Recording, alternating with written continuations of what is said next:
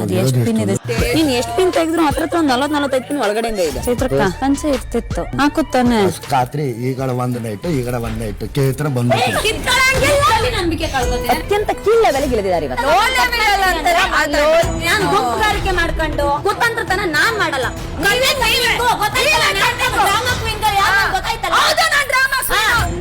ಶುರು ಮಾಡಿಸ್ತೀವಿ. Guarantee guarantee guarantee. ಇದು ಗ್ಯಾರಂಟಿ ನ್ಯೂಸ್. ನಾನು ಧನುಶ್ರೀ.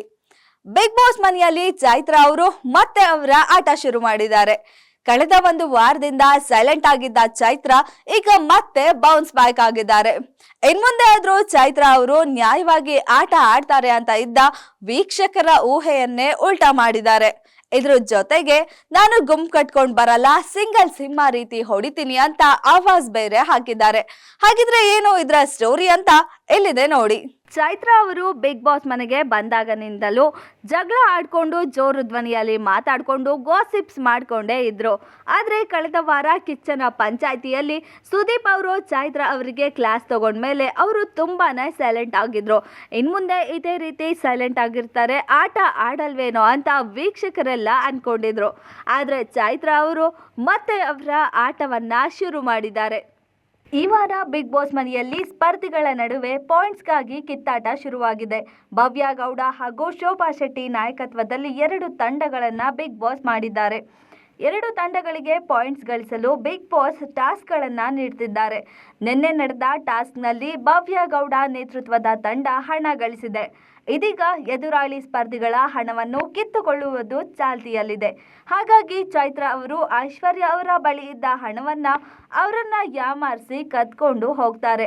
ನಂತರ ಐಶ್ವರ್ಯ ಹಾಗೂ ಅವರ ಟೀಮ್ ಮೆಂಬರ್ಸ್ ಎಲ್ಲ ಸೇರಿ ಚೈತ್ರ ಅವರ ಬಳಿ ಇದ್ದ ಅವರ ಹಣವನ್ನ ವಾಪಸ್ ಕಿತ್ಕೊಂಡು ಬರ್ತಾರೆ.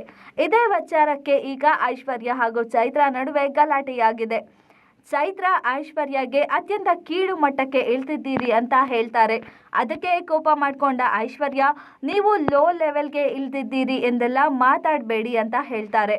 ಅದಕ್ಕೆ ಚೈತ್ರ, ನಾನು ಗುಂಪುಗಾರಿಕೆ ಮಾಡಿಕೊಂಡು ಕುತಂತ್ರವನ್ನ ಮಾಡಲ್ಲ, ಸಿಂಗಲ್ ಸಿಂಹ ರೀತಿ ಬಂದು ಹೊಡಿತೀನಿ ಅಂತ ಹೇಳ್ತಾರೆ.